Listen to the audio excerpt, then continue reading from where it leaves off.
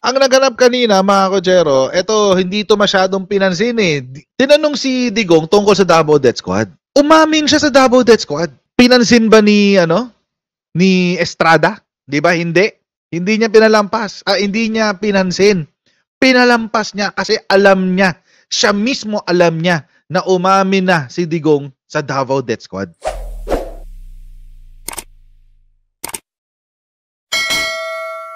Hindi niya pinalampas. Hindi niya pinansin. Pinalampas niya kasi alam niya. Siya mismo alam niya na umamin na si Digong sa Davao Death Squad. Papakita ko sa inyo. So, Ginoong Pangulo, nung mayor po kayo ng Davao, do you confirm the existence of the Davao Death Squad? No, sir. Wala po ng Davao Death Squad. So, ano po yung iniimbestigahan ni former Senator De Lima nung siya chairperson ng Commission on Human Rights? Or ang iniimbestigahan po niya yung DDS, if I'm correct. Am I correct? I don't know how the term was coined. Senator De Lima, were you investigating the Davao Death Squad when you were chair of the CHR? Yes, that was the focus. But the former president doesn't confirm the existence of the Davao Death Squad. That has been his position nung tinanong ko ho siya, siya sa public inquiry, that there's no such thing as DDS. But there are people, there are witnesses who said that there is such a thing as Davao Death Squad. It may not be the correct term, or it may not really be or explicitly called the Davao Death Squad. Who coined that name, that phrase, the Davao Death Squad? I think it was media, it was certain sectors, certain groups. But it was not the CHR which you headed before, Madam Senator. We knew it to be as Davao Death Squad because of the various reports. But it did not originate from us, the term Davao Death Squad. What is clear to us is that there was this group of assassins, and some of them are actually part of the Davao City Police Office. DCPO. And there are also the Abanteros, the assassins themselves, with respective handlers. And already, Mr. Matobato and Mr. Las Cañas... If I may cut you, Madam Senator, make quick interjection on the Senator. Okay, our rules on interjection. Ganito, I will have to ask the permission of the Senator who has the floor. Very easy, okay? Senator Risa Ontiveros is recognized. Salamat ka, Mr. Chair, and salamat sa SB Pro Tempore. Very quick, at the proper time, and this is related to the line of questioning of the SB Pro Tempore right now. At the proper time, I will ask the Chair's permission to play a never-before-played video that precisely talks about the Davao Death Squad, exactly related sa line of questioning ng SP Pro Tempore at this moment, Mr. Chair. Salamat, SP Pro Tempore. Salamat ka, Mr. Chair. Permit it. Okay. Senator Bato.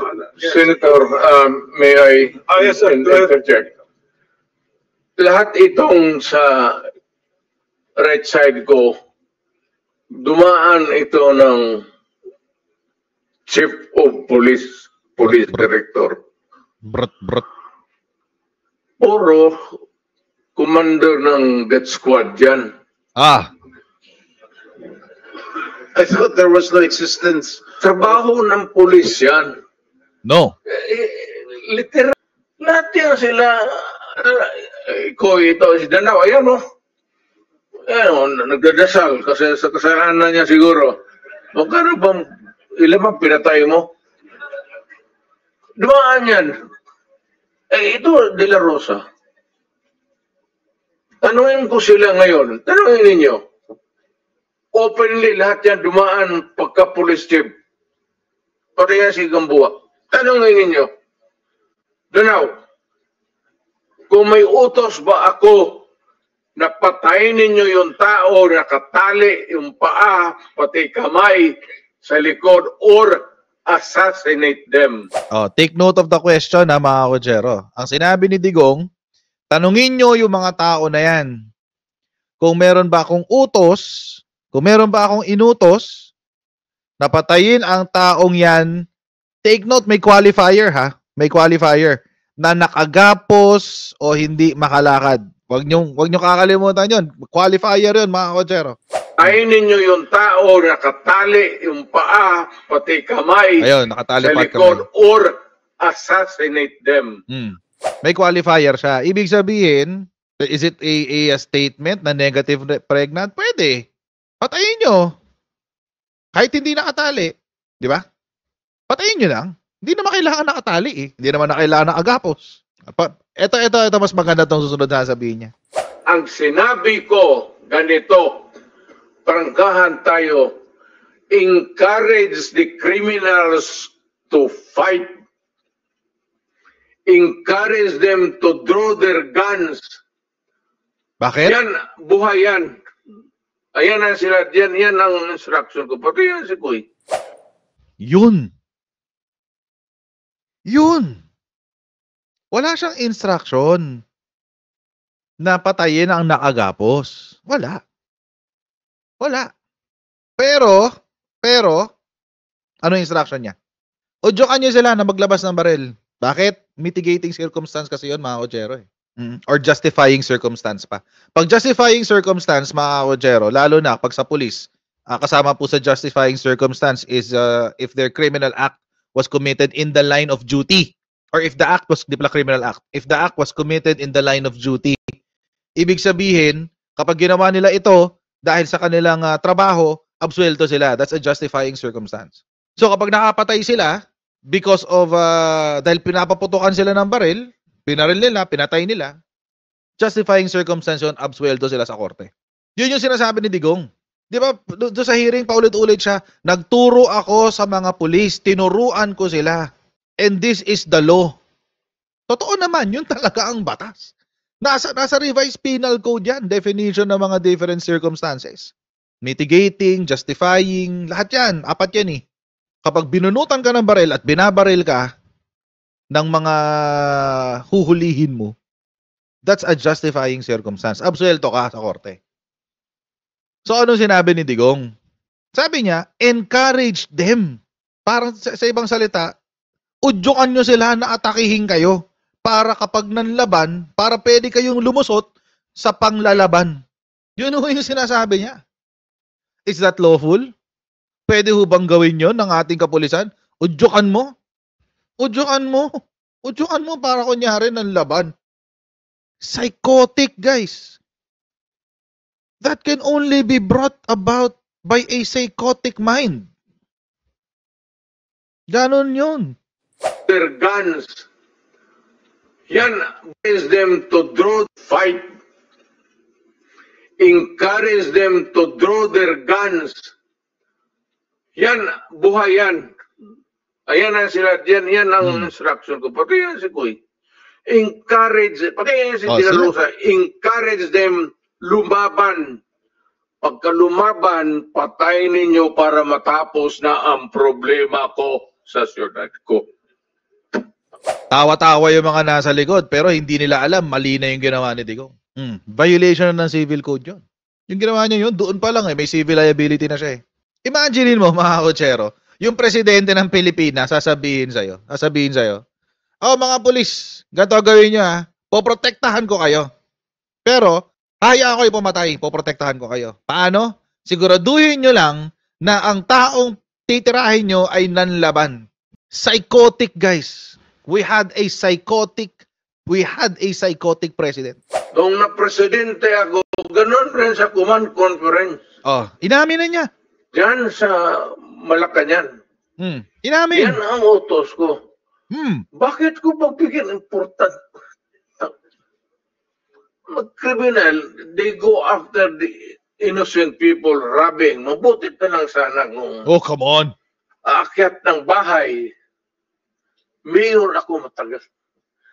Aakyat ng bahay. Magnakaw. Rerapin yung bata. Rerapin yung babae tapos papatayin.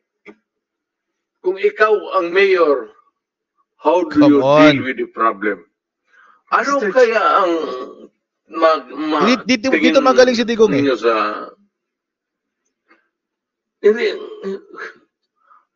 I'm sorry to tell you, I'm sorry to to express to the nation. Unforgiving ako, hardliner, alam nila yan. Pati police alam nila. They are not really siguro to talk about it. Sinabi ko yan sa mga police, putang ina kayong mga police, pag pumasok kayo dyan sa droga, kayo ang mauuna. Stop muna natin doon. Dito magaling si Digong. Seriously, alam mo, ako hats off kay Digong pagdating sa aspeto na to. Magaling siya sa emotional manipulation. Magaling siya mag-manipulate na emosyon. Magaling siya mambola. Psychotic nga eh. Paano natin nasabi magaling siya mambola? Ganito. Inutusan niya yung tao niya na gumawa ng krimen. Yun din daw ang sinabi niya sa command conference. So inutusan niya yung PNP. Encourage the criminals to draw their weapons. Udyukan nyo sila na maglabas ng baril. Tapos birahin nyo. Patayin nyo. Number 2. Pinatay ko sila. Oo, parang gano'n siya sabi ni Digong eh. Pinatay ko yung mga yan. Oo, pinatay ko sila. Pero kasi hindi ko matiis. Galit na galit talaga ako sa mga magnanakaw, sa mga adik. Aakyat ng bahay, papatayin, mangre-rape, etc., etc. As if it makes it any better. As if mas okay yun. Diba? Parang, ay, ganun ba yun? Sige, pwede na sigurong patayin, no? Yung tao. Pwede na sigurong patayin ng kahit sino. May krimen naman siyang ginawa eh. Oo, pwede na siguro. Okay lang yan. Pampalubag loob. Oo, parang kinukumbinsi mo yung sarili mo. Nandi, okay lang pumatay kasi mga drug pusher sila, mga addict sila. Kalimutan na natin yung due process kasi hindi nila deserve ang due process. What the F are you thinking if that's how you process this information? Kung ganito nyo pinoproseso ang impormasyon, what the hell are you thinking? Sinabi pa nga ni Digong kanina eh, di ko na lang isanama dito. Sinabi pa ni Digong kanina sa hearing, kapag dinaan ko yan sa due process, taon ang bibilangin ko. Yun ang sinabi niya. So anong solusyon niya? Patay na lang. To hell with due process. Nag-abogado ka pa, hayop ka. Anong silbi ng pagiging prosecutor mo? Anong pagiging silbi ng pagiging abogado mo kung ganyan ka? Ito ngayon ang nangyari. Punta ngayon tayo dun sa interpellation ni Risa Ontiveros. Kasi, mga kotsero, yung sinabi niyang yan, hindi yan pinansin.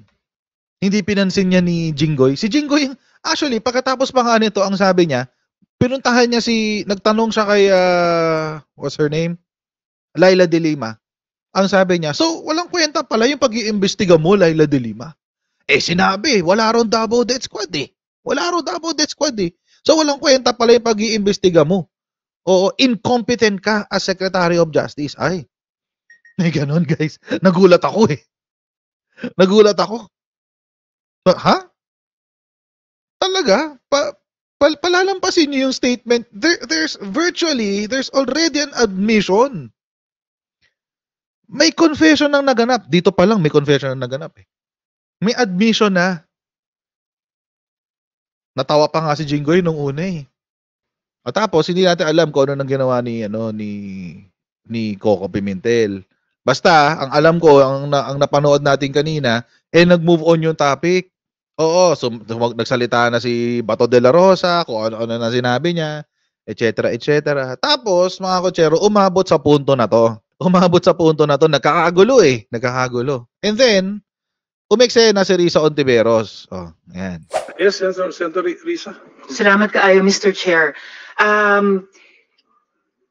Huwag nating kalimutan, may bombshell na inamin ang dating presidente kanina. Ayun, binalik sa topic. Sinimulan niyang i-implicate, ilaglag yung ilan sa mga dating PNP officials natin na involved daw sa Davao Death Squad noon.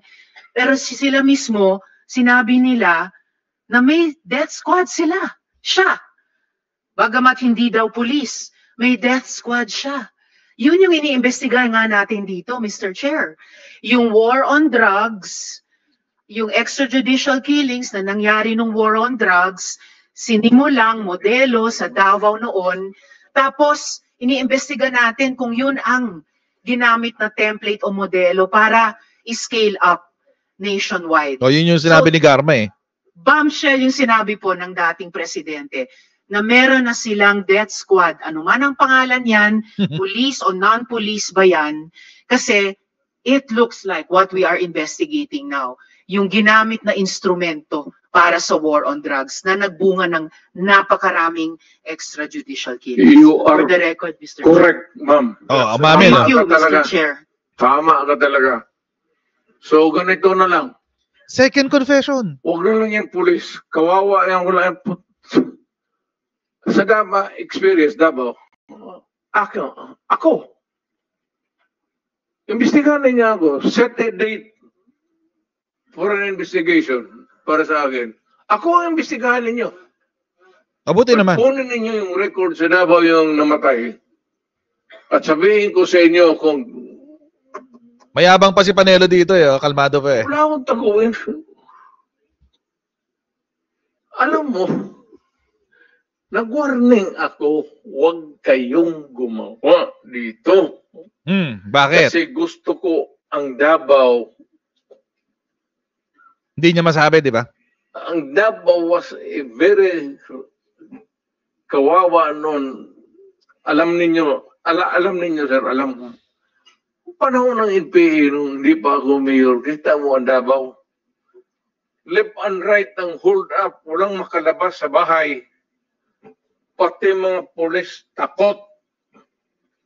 Kasi nandyan yung mga NPA, pinapatay sila. Off topic. Kaya sinabi ko, nag-agyat ako sa bukid. Nung na-mayor ako, sabi ko, ayaw ko ng away sa inyo. Pero yung mga pamilya ninyo, nandyan sa syudad natin, yung mga top hunso ng Communist Party, ay, mga best friend niya. Ilan na ang taga Davao? Saan ang pamilya nila? Sa Davao. Kaya umakyat ako sa bukid. Sinabi ko, stop it. Huwag ninyong patayin ang mga pulis ko kasi putang ina yung pamilya ninyo. Yayariin ko yan. Mr. Chair, if I may, dahil matagal na po yung sa NPA, kung maaaring mag-follow-up question ako sa dating presidente, Mr. Chair. Squad. Mr. Chair. Salamat kayo, Mr. Chair. Kanina, sinabi nyo there were 7 people dun sa inyong self-described death squad. Ano po yung mga pangalan nila at paki-describe yung structure ng organization na sinet up nyo, yung death squad na iyon? Yung death squad ko? Sinabi niya kanina, may death squad siya eh. Ang death squad ko, ma'am, is of course, it is organized. Nagpapanik na si Panelo. Hanggang dyan lang. Nanginginig na si Panelo. Ano po yung structure ng organization na iyon? Against criminals. Hindi po, yun yung task siguro na binigay niyo. Pero anong structure ng death squad niya iyon? Structure against crime and criminals. Ibig sabihin, ano po yung setup? At sino yung 7 yon na miyembro ng death squad niyo? Crime. No, sir. Hindi sinasagot yung tanong. Sabi niyo, 7 tao na nasa death squad niyo. Mukhang patay naman sila lahat, ma'am. It's okay, sir. Ano pong mga pangalan nila? You know, when I was mayor, it's about 43. I am now 73. For the life of me, I cannot remember the name. And ano po yung structure ng 7 yon? Merong bang team leader, may 2 tenyente, then may 4 pa na tao? Ano po yung structure ng organization na iyon? I said I am 73 years old. Nakalimot bigla. Hindi ko nga alam kung bakit nandito ako kaharap mo. Sir, I'm sure alam niyo kung bakit kayo nandito. In fact, kayo po yung nagsalita ng pinakamarami sa resource persons. Well, may reward po ba yung 7 iyon sa death squad niyo? Again, ma'am? May rewards po bang ibinibigay sa mga miyembro ng death squad niyo tuwing nakakapatay sila? Police? Police ba yung death squad niyo? Yun ang allegations. Hindi po, yung sinabi niyo kanina. Huwag tayong lumabas dyan. Hindi po ako lumalabas. Ibang Iwas lumalabas. pusoy. Yung sinabi po ninyong death squad, may rewards po ba yun? Centered sa police na sinasabi na binabayaran. No, sir. Pina-follow up ko yung sinabi ninyo. Ay, yung civilian? Unprompted. So, kung civilian yon, yung sinabi nyo na death squad nyo na 7 tao, may rewards po ba yung 7 taong iyon kapag nakakapatay sila? Ay, hindi ma'am, mayayaman yung mga maraming gago na mayayaman sa Davao. Ano pong connection ng mayayaman sa Davao? Gusto kong matay ng mga kriminal. Because they want their city to be safe. Nagbibigay sila, yung mayayaman, ng rewards sa death squad? Yes, sir. Bago po yan, sinasabi nyo ba na yung mayayaman sa Davao nagbayad sa death squad para pumatay? No, hindi ma'am. Si Colonel Makasaet po ba kasama sa death squad na iyon? Sino? Colonel Makasaet, kasama po ba Wait sa lang, death pause squad lang muna na natin iyon? dyan guys ha. Wait lang. Tinan nyo kawalang yaan itong matandang to. Noong una sabi niya meron siyang death squad. Oo. Tapos ngayon tinatanong siya, ano yung composition ng death squad mo? Paano siya inorganize? Ano yung itsura niya? Meron ka bang leader? Tapos meron ka bang mga middlemen or mga tinyente-nyente? And then tapos meron ka bang mga nasa ilalim na mga foot soldiers? Oo. Basically private army. Tapos alam niya na ipit siya doon sa tanong na yon. Ipit na siya eh. So anong palusot niya? It's a structure. It's structured to address crime. Ha? Hindi naman yan yung tanong. Ang tanong is, paano yung organizational structure? Tapos biglang change topic. Walang structure yan. Mga mayayamang tao yan mga yan eh. Ha? So ibig sabihin, hindi sila pulis. Hindi, inawi pa pala muna si Rizzo Ontiveros dahil dun sa pulis-pulis, di ba? And then eventually, ang sabi ni Rizzo Ontiveros, it doesn't matter kung police or not. Ano yung composition ng death squad? So, hindi sila police, mga mayayaman 'yan. By the way, take note all of these alam ni Digong na nangyayari Alam niya kung sino, kilala niya kung sino yung pumapatay, kilala niya kung anong ginagawa, etc. etc. Kung disente kang mayor, kung maayos kang mayor, anong gagawin mo? Ipo-prosecute mo. Mapatay eh. Di ba? May pumapatay sa lugar mo eh. Ipo-prosecute mo. Mayamang ka naman eh. Gusto mo lumago yung negosyo mo dito sa Davao. O di sige, patayin mo, bahala ka. Okay lang. Oo, ganun ba yun? Hindi. I don't think it is the case. Wala namang mayamang tao na isusugal yung kanyang negosyo at kayamanan para lang sa isang mayor, di ba? Pero kung mayayaman yan, may mga naiisip ako na 2 tao na posibleng involved. Yung isa may angels of death.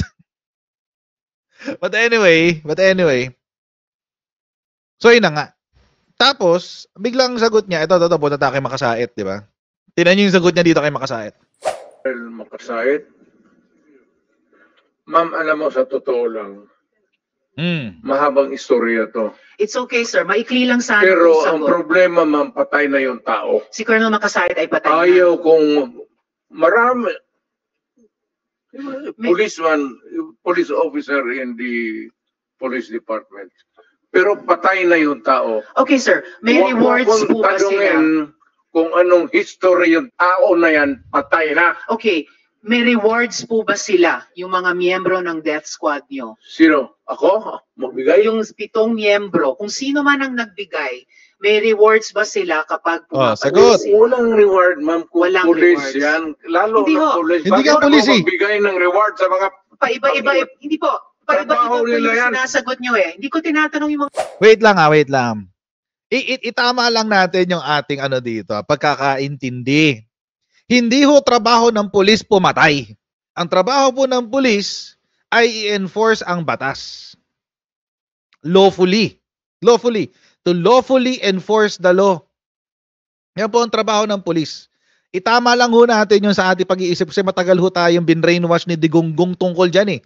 Hindi ho yan trabaho ng pulis. Ang trabaho po ng pulis ay to serve and protect, not to hunt and kill. Hindi ho sila mga hunter.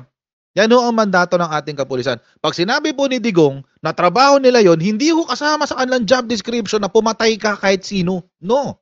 The act of killing sa mandato po ng mga pulis ay isang mekanismo ng self-defense. Self-defense lang. It's an act of self-defense. It's not even, hindi pa nga yun ang unang-una mong gagawin eh. Di ba nga, pag magsaserve ka ng warrant of arrest, lalapit ka, hindi mo babantaan, babasahan mo na Miranda rights. Tapos. Hindi yung uudyukan mo sila na maglabas ka ng baril, maglabas ka ng baril. Hindi mo ilalabas yan. Hindi ganun. Hindi kasama sa job description nila yan. So pag may sinabi po si Digonggong na trabaho ng pulis yan, itama po natin ang ating pagkakaintindi ng trabaho ng pulis. Hindi po nila trabahong pumatay.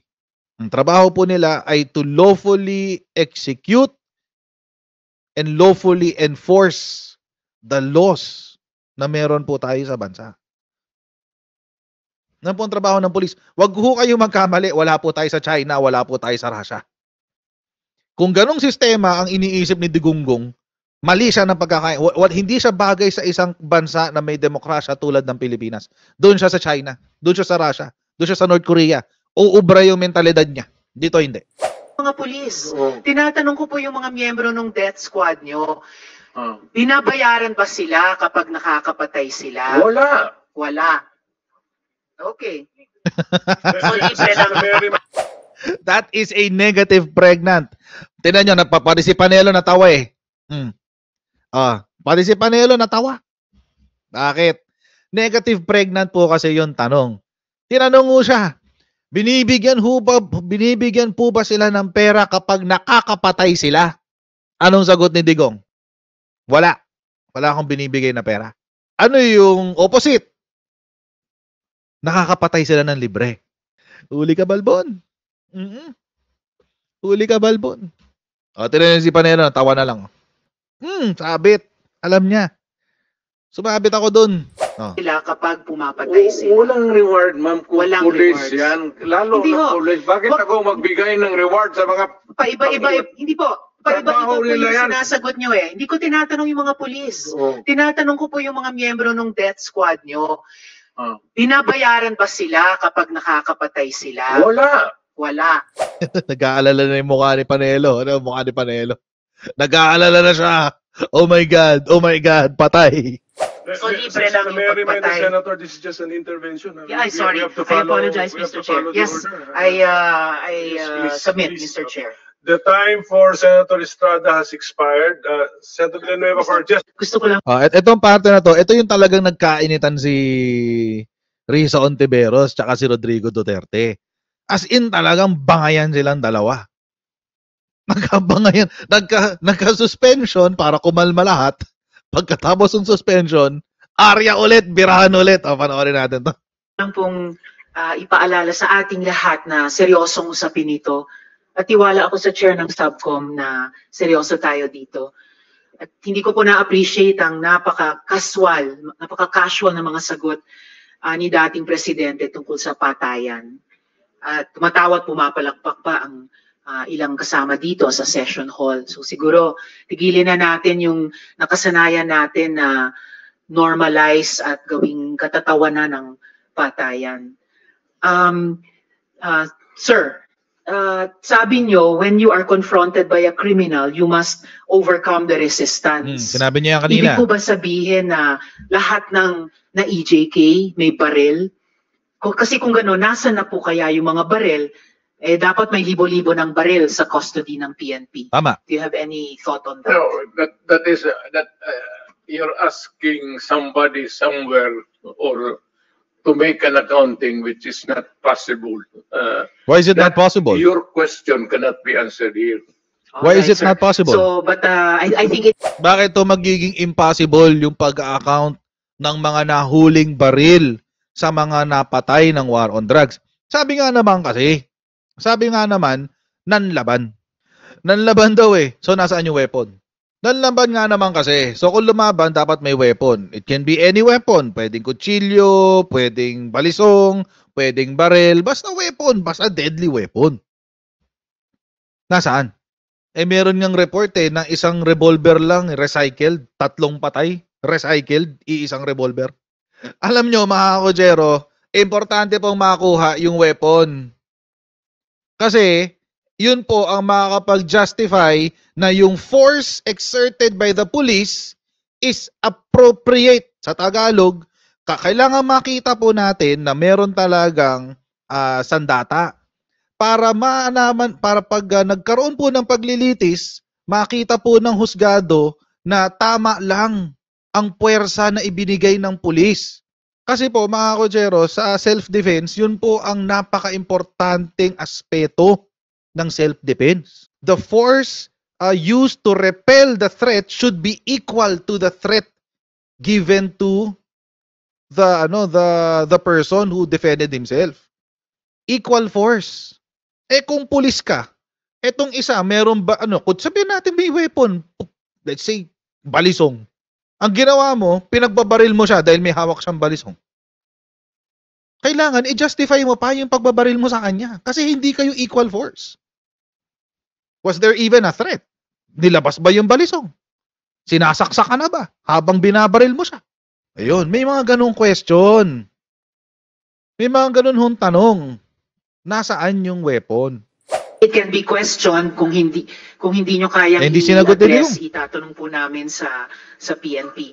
Sabi nyo rin po kanina, you take full legal responsibility for the consequences of the drug war. Yes. Kanina rin sabi nyo maraming mali, no? So, halimbawa, si Kian De Los Santos, menor de edad, hindi armado, nagmamakaawa, pero pinatay ng mga pulis sa drug war.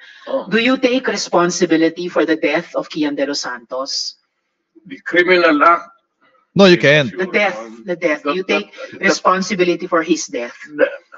Walang maniwala na abogado sa akin yan. Hindi po, sir. Hindi po abogado. Nandito pa lang tayo sa Senado, hindi sa Korte. To the policy na ginawa ko para sa mga pulis. Yes, sir. So, meron ang policy. Yan na naman, nadulas na naman siya.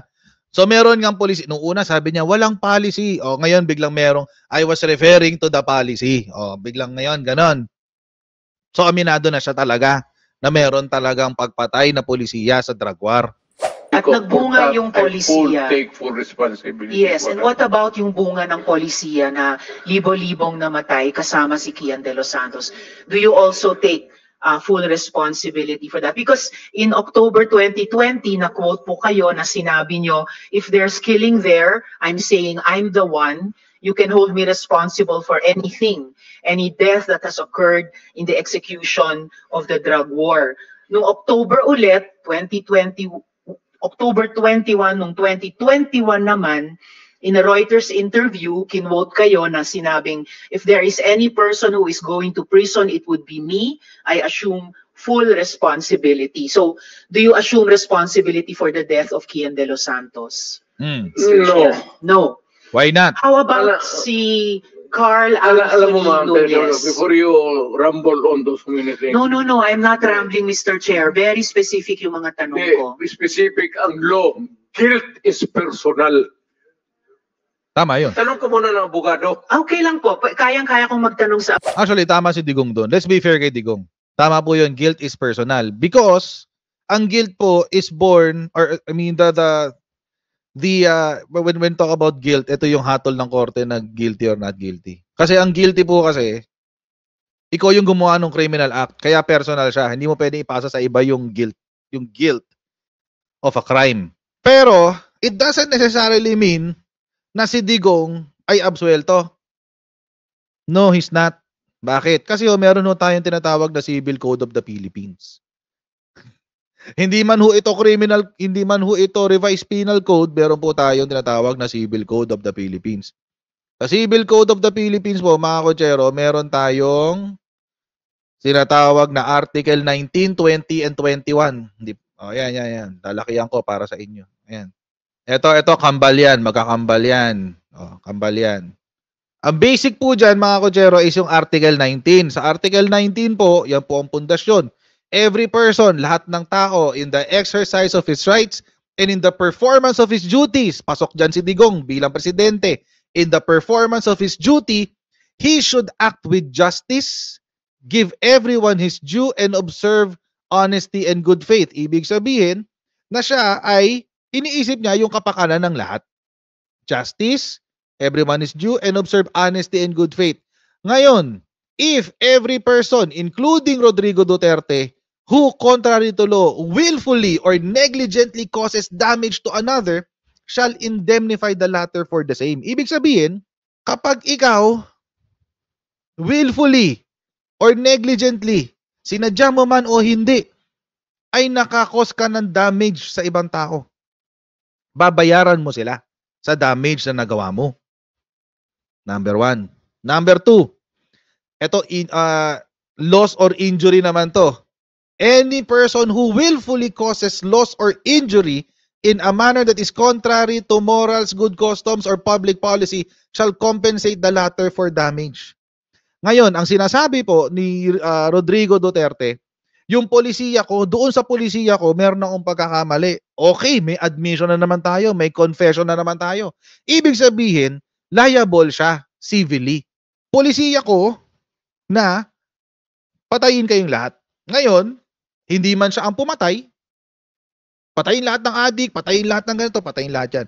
Ngayon, hindi man siya pumatay, hindi man siya yung aktual na taong pumindot sa gatilyo at nakapatay kay Kian De Los Santos. Pero dahil polisiya niya yun, ayan o, nakasulat to, contrary to law, willfully or negligently causes damage to another, shall indemnify. Pagbabayaran niya yun, dapat magbigay siya ng danyos perjuicios. Civilly, pwede siyang maging liable sa war on drugs. Civil. At least civil case. Madali lang yan. Preponderance of evidence lang yan. Mababa lang ang evidentiary requirement dyan. Pumalya yung polisiya niya eh. Pumalya yung polisiya niya ng tokhang, yung double barrel. Palyado eh. Ang daming namatay. O, civilly, he's liable for the policy of double barrel. Civil. Pero yung criminal act, pag-uusapan pa yan. Medyo, ano yan, mas malalim na investigasyon ang kailangan dyan. Pero at least right now, alam na natin, sa aspetong civil, may liability na si Digong. Abogado. Sige, tanong ko muna ngayon before we proceed. No. I prepared these questions with my legislative staff. It's personal. Yes, it's very personal. Hindi mo pwedeng ipasa sa iba yan. No.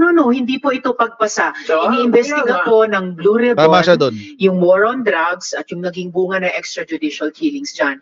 I am basing my question sa mga sinabi ninyo repeatedly, parang tuwing Oktubre nga sinasabi nyo na you will take responsibility. Correct. So now let me ask you about Carl Anthony Nunez, 20 years old. Walang nahanap na droga o baril sa katawan niya. Sabi nga ng investigador, mistaken identity. Do you take responsibility for his death?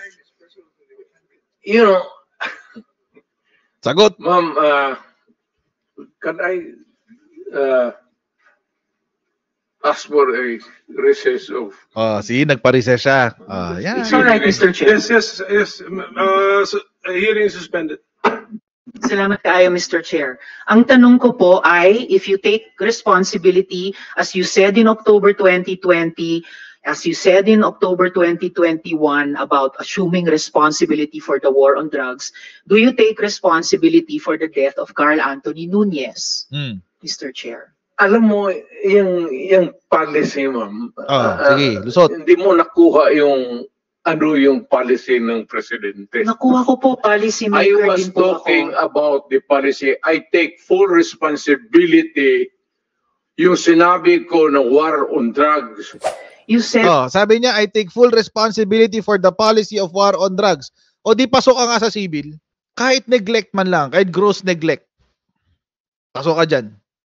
Hindi mo naisip na kapag nag-war on drugs ako, maraming mamamatay. O di pasok ka negligently. Neglect pa rin yun eh.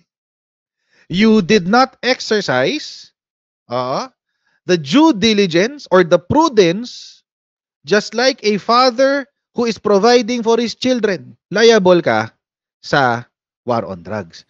Sir, you can hold me responsible for any specific crime. Yes, sir. You spoke about specific crimes. Kung sabihin ko, I will take full responsibility, magdating tayo sa korte, hindi naman tatanggapin yan. Well, Mr. Chair, and if the resource person could keep his volume to a normal trying level. To pin me down on Mr. Chair, You are pinned down by your own statements of October. You have to pin me Mr. down Chair. lower. I'm not trying to pin you down on The exchanges are no longer productive. Mr. Chair. Do not pin me down on semantics. Okay. Sabi, do not pin me down on semantics. Eh, ganyan siya makipag-argue eh. Ganun makipag-argue si Digong eh, semantics. Iniiba-iba yung definition ng death squad, iniiba-iba yung definition ng war on drugs, iba-iba yung definition. He's always arguing semantics. Tapos ngayon, malamang sa malamang, sasabihin ni Panelo, ay, alam nyo naman, nagjo-joke lang. Nagjo-joke lang yan si Digong. Kilala nyo naman yan. Hyperbolic statement lang yan. Ano ba naman kayo? Kanina lang eh. Iniba niya yung definition ng death squad. Ano yung sinabi niya sa death squad? Ang mga pulis, it's in their mandate to be a death squad. Death squad sila. Sabi niya sa mga PNP chief. Iniiba niya yung definition. O ngayon, ginamit sa kanya yung sarili niyang strategy, nabubwisit siya. Alam niyo, hindi naman ako pro-Risa, but you know, she really did a good job here. Diba? She did a good job grilling Rodrigo Roa Duterte kanina. Ginisa talaga niya. At siya lang ang gumigisa. In fairness, nagulat ako kay Coco Pimentel, hindi siya nakikigisa. But again, mga kotsero, let's go back to the point. The point of the matter is this. Si Risa Ontiveros, sabi ni Risa Ontiveros, di ba pinag-usapan nila na you're pinning me down. Ang sabi ni Risa Ontiveros, no, you're being pinned down by your own statements. Totoo yun. Siya ho ay nahuhuli sa kanyang sariling bibig. Akala niya ho kasi, pag umupo siya dyan sa Senado, parang ano yun lang, parang press conference lang niya, kaya niyang paikutin yung mga tao. No. Nabubisit nga ako, tahimik yung mga ibang senador. Si Joel Villanueva, nung naiipit na si Digong nung una, biglang nag-interject. Nag-interject siya bigla. O change topic. O hindi na nagsalita yung tao. Si Bato de la Rosa, panay ang interject. Panay ang singit. Tapos meron pa silang exchange kanina ni Bato de la Rosa tsaka si Rodrigo Duterte. May exchange pa sila na para silang naghihimuran ng sarili ng puwet. So I'll see all of you later sa ating next Coach Jared Live. God bless and see you in our next live stream, guys. Bye!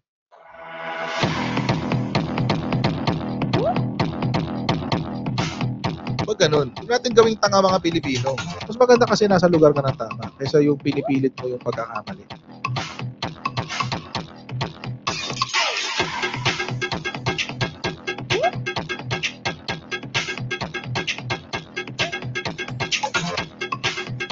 Are they willing to go that far? Hindi nakakalimutan ng Pilipino yan hanggat di nasasagot yan. Sino ngayon nagsasabi ng totoo?